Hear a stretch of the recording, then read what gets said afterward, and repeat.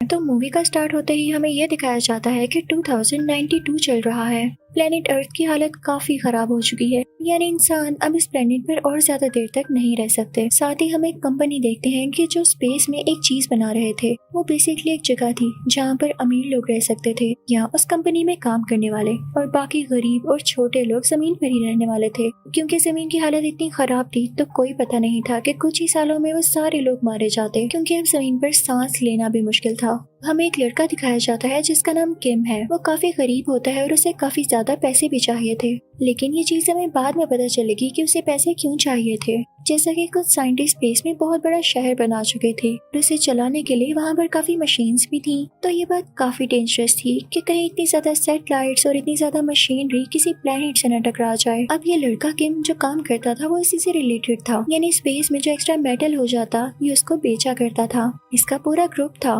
जिसमें एक रोबोट था, एक आदमी था और एक इनकी कैप्टन थी। उस एक्स्ट्रा मेटल और मशीनरी को पकड़ने के लिए और भी काफी ज्यादा ग्रुप्स थे, लेकिन उनके पास इतनी टेक्नोलॉजी नहीं थी, ना ही उनके पास इतनी स्किल्स थी। इस ग्रुप की लीडर यानी कैप्टन कुछ जानती थी कि मेटल कैसे कलेक्ट करना है। अब एक दिन ये लोग एक्स्ट्रा मेटल इकट्ठा कर रहे होते हैं कि तभी कैप्टन को वहाँ पर एक छोटी बच्ची दिखाई देती है। वो उसे अपने साथ ले आती है। उधर ही टीवी पर एक न्यूज लगी हुई थी कि एक अजीब और गरीब और नया बॉम्ब इंट्रोड्यूस हुआ है जो कि दिखने में किसी बच्चे जैसा है, लेकिन वो एक्सप्लोड हो जाता है। तो वहाँ बैठे सभी ग्रुप मेंबर्स उस बच्ची से डर के उठ जाते हैं, कहीं ये बॉम्ब ही ना हो, किसी ने ट्रिक करके इसे हमारे पास भेजा हो। अब वो उस पर नजर रखने लगते हैं, लेकिन आहिस्ता आहिस्ता उनको पता चलता है कि ये बच्ची कोई बॉम्ब नहीं बल्कि असली छोटी सी बच्ची है। वो काफी परेशान होते हैं कि ये बच्ची यहाँ कैसे आई और हम कैसे इसको इसके पेरेंट्स तक पहुँचाएं। तभी उन्हें न्यूज में पता चलता है कि इस बच्ची के फादर काफी वरिड हैं और अपनी बेटी को ढूंढ रहे हैं। वो उसको वापस करने का सोच रहे होते हैं, लेकिन तभी उनके जहन में एक आइडिया आता है, काफी बुरा आइडिया जो कि पैसे लेने के लिए था। वो कहते हैं कि हमें तो बैठे बिठाए पैसे मिल सकते हैं, लोग इतनी एफर्ट करके किडनैप करते हैं और हमारे पास तो ये बच्ची खुद ब खुद आ गई। हम इसके फादर से डिमांड करेंगे कई ज्यादा पैसों की। पैसे लेने के बाद हम उन्हें उनकी बेटी लौटा देंगे। फिर हमें ये पता चलता है कि इस बच्चे के फादर एक साइंटिस्ट थे जो कि उसी जगह काम कर रहे थे जहाँ स्पेस में ये सिटी बनाया गया। अब ये लोग बच्ची के साथ कुछ टाइम गुजारते हैं। उस ग्रुप में किम के अलावा जो आदमी होता है वो बच्ची से काफी अटैच हो जाता है, उसके साथ खेलता है, उससे बातें करता है। और फिर उसके बाद वो सारे मिलकर इस बच्ची के फादर को कॉल करते हैं। वो कहते हैं कि आपकी बेटी हमारे पास है और हमें $4 मिलियन चाहिए। इसके बाद हम आपकी बेटी आपको लौटा देंगे। वो लोग लोकेशन एक डिस्को डिसाइड करते हैं, यानी कि वो ग्रुप उस बच्ची के फादर को डिस्को में बुलाते हैं। बच्ची को भी एक बॉक्स में छुपाकर वहाँ पर ले जाते हैं, लेकिन जैसे ही बच्ची बॉक्स से बाहर आती है तो डिस्को में मौजूद सब लोग डर जाते हैं, क्योंकि उन्हें भी यही लग रहा था कि ये बच्ची कोई बॉम्ब है, क्योंकि वो काफी अजीब तरीके से वहाँ पर आई थी। उस बच्ची के फादर अपनी बच्ची के पास आ ही रहे होते हैं, लेकिन तभी डिस्को में इतनी ज्यादा हलचल मच जाने के बाद वो अपनी बच्ची को ढूंढ ही नहीं पाते। लेकिन तभी वहाँ पर पुलिस भी आ जाती है जो कि इस बच्ची को ढूंढने लगती है। तो पुलिस से डरकर ये ग्रुप वहाँ से भाग जाता है और ये लोग अपनी स्पेसशिप में बातें करने लगते हैं। इनको पता चलता है कि इनके साथी ने उस छोटी बच्ची को वापस अपने पास ले लिया, क्योंकि वो उससे काफी अटैच हो गया था और वो नहीं चाहता था कि ये छोटी बच्ची वापस जाए। तो कैप्टन कहती है कि तुम्हारा दिमाग तो ठीक है, सब कुछ ठीक जा रहा था और तुमने सब कुछ खराब कर दिया। किम मुझसे कहता है कि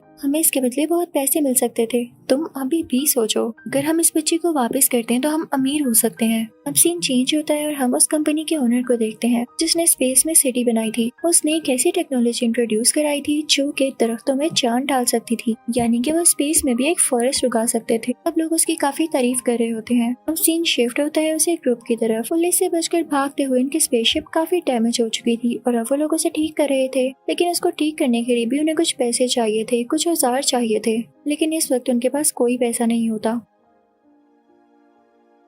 वो काफी परेशान होते हैं कि तभी वो छोटी बच्ची आती है। किम से कहती है कि क्या आप मुझे सीजर दे सकते हैं। तो किम उससे पूछता है कि तुमने सीजर क्या करनी है। तो वो छोटी बच्ची उसे बताती है कि मेरे पास एक टमाटो प्लांट था, लेकिन आज तक उस पे कोई टमाटो नहीं लगा, लेकिन पता नहीं क्यों मेरे प्लांट पे काफी ज्यादा टमाटोज लगने लगे हैं। आप उनको काट कर बेच सकते हैं। जैसा कि अर्थ पर अब कोई ग्रीनरी नहीं, कोई प्लांट नहीं, तो हमारे ये टमाटोज बहुत जल्दी बिकेंगे। और ऐसा ही होता है। वो लोग जाकर ये टमाटोज बेचने लगते हैं, जिससे उनको काफी अच्छा प्रॉफिट प्रॉफिट मिलता है। अब उन पैसों से अपनी स्पेसशिप को ठीक करते हैं। अब वो लोग वहाँ से निकलने लगते हैं तो हम देखते हैं कि उस टीम का रोबोट उस छोटी बच्ची का मेक ओवर कर रहा होता है। उससे काफी प्यार से बातें कर रहा होता है। तो वो बच्ची उससे पूछती है, रोबोट अंकल किम अंकल इतने गुस्से वाले क्यों हैं? तो रोबोट उस छोटी बच्ची से कहता है कि नहीं बेटा, वो गुस्से वाले नहीं है, बस अभी कुछ परेशान है और उसे ज्यादा से ज्यादा पैसे चाहिए, इसलिए वो बस इसी एफर्ट में है। तो वो बच्ची कहती है कि मुझे समझाएं पैसे इतने जरूरी क्यों होते हैं, किम अंकल पैसों के लिए इतने परेशान हैं क्यों? तो रोबोट उसे बताता है कि बस उसके साथ हुआ है कुछ ऐसा।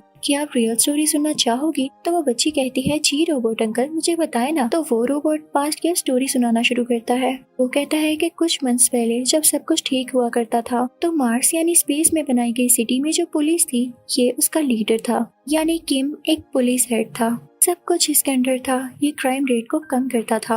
एक दिन किम को कुछ क्रिमिनल्स दिखाई देते हैं तो वो उनको मार डालता है। अब उनकी एक छोटी बच्ची भी थी। किम को उसके लिए काफी बुरा फील होता है तो वो उसे अडॉप्ट कर लेता है। वो उसे काफी प्यार करने लगता है और उसके साथ काफी अटैच हो जाता है। वो बच्ची भी उसको अपना फादर समझने लगी थी। तो किम कहता है कि मैंने इस बच्ची के साथ बहुत बुरा किया उसके पेरेंट्स छीन कर। तो वो खुद से प्रॉमिस करता है कि वो कभी किसी को नहीं मारेगा, कभी किसी की फैमिली को खराब नहीं करेगा। लेकिन जब ये बात फैलती है तो उसे उस पुलिस टीम से निकाल दिया जाता है, यानी अब वो पुलिस का हेड नहीं था। उसे कहा जाता है कि तुम्हारा काम लोगों को अरेस्ट करना या उन्हें मारना है, किसी पर रहम करना या किसी को अडॉप्ट करना नहीं। इस बात की वजह से किम काफी टूट जाता है कि उसका दिल अच्छा होने की वजह से उसे जॉब से ही निकाल दिया गया। और तो उसे एक बहुत बुरी बात बोली जाती है कि चलो पहले तो तुम पुलिस का हिस्सा थे, हम तुम्हें सिटी में रहने दे रहे थे, लेकिन असल में तुम बहुत गरीब हो और अब तुम्हारे पास जॉब भी नहीं तो तुम्हारे पास पैसे कहाँ से आएंगे, तो तुम्हें मार्स में यानी सिटी में रहने के लिए अलाउ नहीं किया जा सकता। उसे वापस भेज दिया जाता है। किम जमीन पर आकर स्पेस स्टेशन में काम करने लग जाता है, लेकिन तभी स्पेस से कोई मेटल आकर उसे टकराता है और स्पेस स्टेशन अब टूट जाता है और कई ज्यादा लोग स्पेस में चले जाते हैं। उसमें वो छोटी बच्ची भी थी जिसे किम अपनी बेटी कहा करता था। वो काफी अपसेट और सैड है क्योंकि उसे अपनी बेटी को ढूंढना है। और रही पैसों की बात, तो पैसे उसे एक कंपनी को देने हैं जो कि उसकी बेटी को ढूंढने में मदद करने वाली है। वो अपनी बेटी के लिए अब कुछ भी कर सकता है।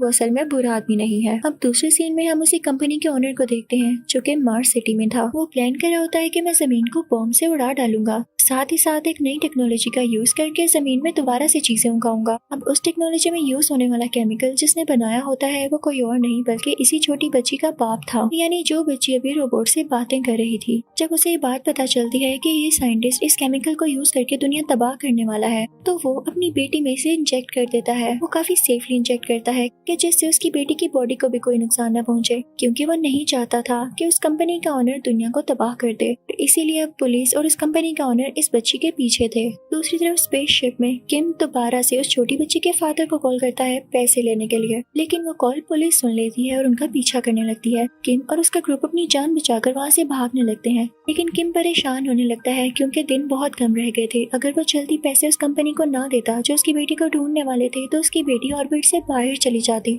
तो वो कहता है कि मैं रिस्क लूंगा। वो दोबारा से उस छोटी बच्ची के फादर को कॉल करता है और उनसे पैसे मांगता है। वो लोग एक जगह डिसाइड करते हैं। किम भी वहाँ पहुँच जाता है और उस बच्ची का बाप भी, लेकिन कंपनी का ओनर और पुलिस भी उन लोगों को लोकेट कर चुकी थी। वो लोग आकर उस बच्ची के बाप यानी साइंटिस्ट को मार डालते हैं। अब कंपनी का ओनर किम के पास आता है और उससे कहता है कि तुम बहुत अजीब इंसान हो, ये लोग पैसे पकड़ो और चले जाओ यहाँ से, क्योंकि उस कंपनी के ओनर को तो सिर्फ उस बच्ची से मतलब था, उससे उस टेक्नोलॉजी को बाहर निकालना चाहता था। किम को वहाँ से जाना पड़ता है। कंपनी का ओनर बच्ची को अपने साथ ले आता है। अब वो लोग स्पेसशिप में वापस आ जाते हैं और किम के पास अब बहुत सारे पैसे थे। वो उसमें से उतने पैसे लेता है जितने पैसे उसने कंपनी को देने थे। बाकी पैसे वो कैप्टन और अपने दूसरे साथी को दे देता है। तो वो लोग कहते हैं कि हमें पैसे नहीं चाहिए, जाओ अपनी बेटी को बचाओ जाकर। जिस बच्ची को हमने मुश्किल में छोड़ा है वो भी किसी की बेटी थी, हम उसे बचाने जा रहे हैं। किम उनसे कहता है कि रुको मैं अभी आता हूँ। वो जाकर उस कंपनी को पैसे दे देता है जो कि उसकी बच्ची को ढूंढने वाले थे। किम फौरन से अपनी टीम के पास वापस आ जाता है और कहता है कि हम मिल के उस बच्ची को बचाने चलते हैं। वो लोग उस जगह पर पहुंच जाते हैं जहाँ पर वो बॉम्ब था, और वो बॉम्ब वही था जो कि अब दुनिया को एक्सप्लोड करने वाला था, क्योंकि उस कंपनी के ओनर ने उस छोटी बच्ची की बॉडी से वो टेक्नोलॉजी निकाल ली थी और इस बॉम्ब में फिक्स करके बॉम्ब की टाइमिंग चला दी थी, जल्द ही ये बॉम्ब एक्सप्लोड होने वाला था। कैप्टन फौरन से उसके सिस्टम के पास जाती है और बॉम्ब को डीएक्टिवेट करने की बहुत कोशिश करती है, लेकिन नहीं कर पाती। वो सब लोग डिसाइड करते हैं कि अगर बॉम्ब डीएक्टिवेट नहीं हो रहा तो हम इस बॉम्ब को बहुत दूर ले जाएंगे, दुनिया से बहुत दूर, ताकि इसका असर दुनिया पर बिल्कुल न हो। लेकिन इसका एक रिस्क ये था कि अगर वो बॉम्ब को दूर ले जाते तो खुद वो जल्द वहाँ से वापस नहीं आ सकते थे और वो खुद भी इसमें ब्लास्ट हो सकते थे। लेकिन वो अपनी जान की परवाह किए बगैर इस प्लान को डन करते हैं। अब वो सब लोग उस बॉम्ब को बहुत दूर ले जाने लगते हैं। ये देखकर कंपनी का ओनर भी उनके पीछे जाता है। अब बॉम्ब का टाइम खत्म हो चुका था, बॉम्ब एक्सप्लोड हो जाता है। अपेरेंटली हमें ये भी लगता है कि किम, कैप्टन और उनके बाकी साथी मारे जा चुके हैं, लेकिन तभी उनकी बॉडी के इर्द गिर्द कुछ माइक्रोबॉट्स चिपक जाते हैं और ये भेजे थे उसी छोटी बच्ची ने, क्योंकि उसकी बॉडी में अभी भी ये टेक्नोलॉजी और माइक्रोबॉट्स थे, क्योंकि उसने किम और उसके साथियों की मदद के लिए भेजे। लेकिन उस कंपनी के ओनर की बॉडी के गिर्द कोई माइक्रोबॉट नहीं आया, तो वो उस ब्लास्ट में मारा जाता है। किम जब वापस आता है तो फौरन से उस कंपनी में अपनी बेटी का पता करने जाता है कि क्या आप लोगों को मेरी बेटी मिली, तो वो लोग कहते हैं कि नहीं, वो ऑर्बिट से बाहर चली गई होगी, सॉरी हम उसे नहीं ढूंढ पाए। किम काफी उदास हो जाता है। तभी उसके ग्रुप मेंबर्स उसे कहते हैं कि ये देखो, ये छोटी बच्ची तो तुम्हारे साथ बैठी है, इसके पेरेंट्स भी अब नहीं रहे, तो क्यों ना हम सब मिलकर इसे पालें। तो वो इस बात पर मान जाता है। अब वो सारे मिलकर और हंसी खुशी रहने लगे थे। उस छोटी बच्ची की बॉडी से वो टेक्नोलॉजी यूज करके दुनिया को दोबारा से ग्रीनरी दे दी जाती है। सारे फूल पौधे दरख्त दोबारा उगा लिए गए थे। वहाँ तो जैसे लाइफ वापस आने लगी थी। और यही मूवी खत्म हो जाती है। Thank you for watching.